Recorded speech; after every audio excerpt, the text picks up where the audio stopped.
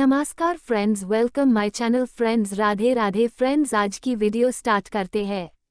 अहोई अष्टमी 2024। इस तरह करें अहोई अष्टमी व्रत और पूजा, संतान से लेकर धन प्राप्ति तक पूरी होंगी मनोकामनाएं। अहोई अष्टमी 2024। अहोई अष्टमी के दिन संतान और धन प्राप्ति के लिए घर पर जो भी भोजन बनाएं, उसका आधा हिस्सा गाय और बछड़े के लिए निकालकर रख दें। शाम के समय पीपल के नीचे 5 दीपक जलाएं। अहोई अष्टमी 2024। अहोई अष्टमी का व्रत कार्तिक मास के कृष्ण पक्ष की अष्टमी तिथि को रखा जाता है। इस दिन माताएं अपनी संतान की लंबी आयु और तरक्की के लिए व्रत रखती है। यह व्रत बहुत ही कठिन और महत्वपूर्ण माना जाता है। अहोई अष्टमी के दिन महिलाएं निर्जला व्रत रखती है। उसके बाद चंद्रमा और तारों को देखकर अर्घ्य देने के बाद ही व्रत खोलती है।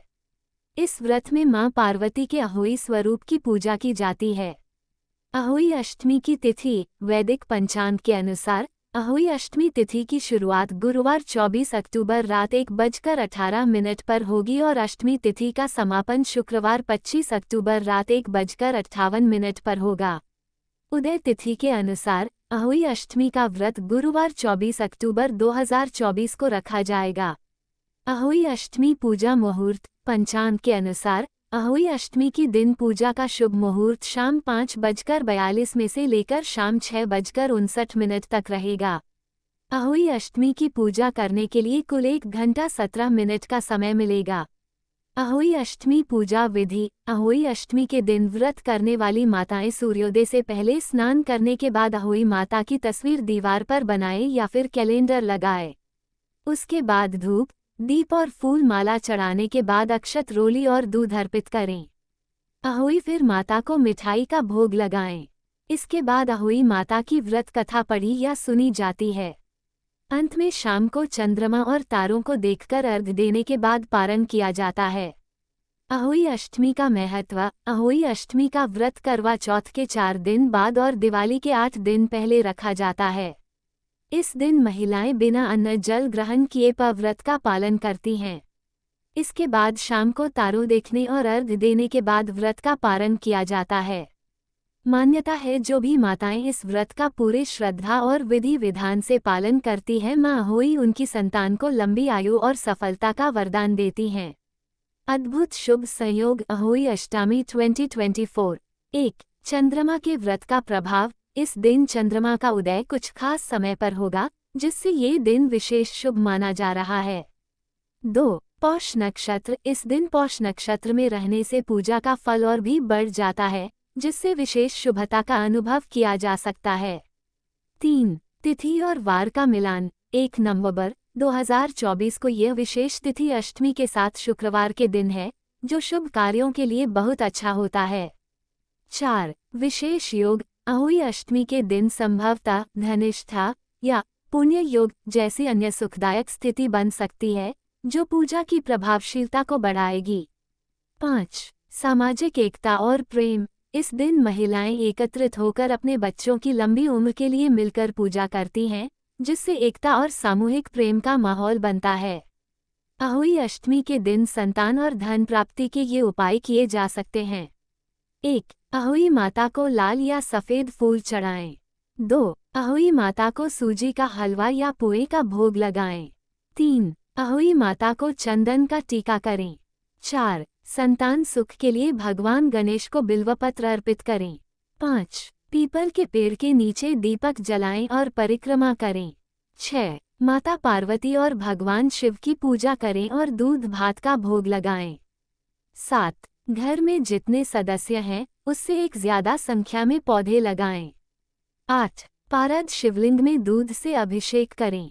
अहोई अष्टमी पर तारों को अर्घ्य। अहोई अष्टमी स्टार्स अर्घ्य। जहां करवा चौथ के दिन चंद्रमा को देखकर अर्घ्य दिया जाता है, वहीं अहोई अष्टमी के तारों को देखकर अर्घ्य देने की परंपरा है। मान्यता है कि अहोई अष्टमी के दिन अनगिनत तारों को देखकर पूजा करने से कुल में अनगिनत संतान होती है। इस व्रत में माताएं पूजा के दौरान मां पार्वती से प्रार्थना करती हैं कि जिस तरह आसमान में तारे हमेशा चमकते रहते हैं, उसी तरह हमारे कुल में जन्मी संतानों का भविष्य भी इसी तरह चमकता रहे। इसके अलावा ये भी मान्यता है कि आसमान के सभी तारे अहोई माता की संतान हैं। इसलिए तारों को अर्घ दिए बिना अहोई अष्टमी का व्रत पूरा नहीं माना जाता है। अहोई अष्टमी की व्रत कथा। अहोई अष्टमी 2024।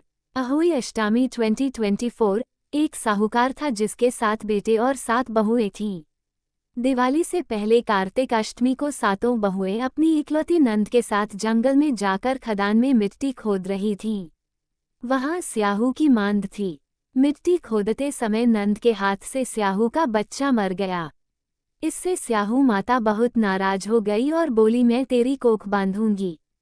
तब नंद अपनी 7 भाभियों से बोली, तुम में से कोई अपनी कोख बंधवा लो।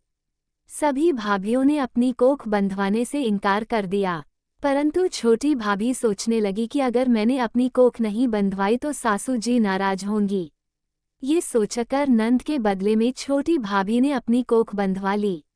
अब इसके बाद उसको जो बच्चा होता वह 7 दिन का होकर मर जाता। फिर एक दिन पंडित को बुलाकर पूछा, मेरी संतान 7वें दिन क्यों मर जाती है? तब पंडित ने कहा, तुम सुरही गाय की सेवा करो। सुरही गाय स्याहू माता की भायली है, वह तेरी कोख खुलवा देगी, तब तेरा बच्चा जिएगा। अब वो बहुत जल्दी उठकर चुपचाप सुरही गाय के नीचे साफ सफाई कराती। सुरही गाय ने सोचा, रोज उठकर कौन मेरी सेवा कर रहा है, सो आज देखूंगी। गऊ माता खूब सवेरे उठी, देखती है कि साहूकार के बेटे की बहू उसके नीचे साफ सफाई कर रही है। गऊ माता उससे बोली, क्या मांगती है? साहूकार की बहू बोली, स्याहू माता तुम्हारी भायली है और उसने मेरी कोख बांध रखी है, सो मेरी कोख खुलवा दो। गऊ माता ने कहा, अच्छा ठीक है। अब तो गऊ माता समुद्र पार साहूकार की बहू को अपनी भायली के पास लेकर चल पड़ी। रास्ते में कड़ी धूप थी, सो वह दोनों एक पेड़ के नीचे बैठ गई। फ्रेंड्स, हमारे वीडियो कैसे लगा है जरूर कमेंट करके बोलना। Friends please like comment subscribe and share करना नहीं भूलना। Friends please full video watch करना नहीं भूलना। और friends thank you so much और धन्यवाद। राधे राधे।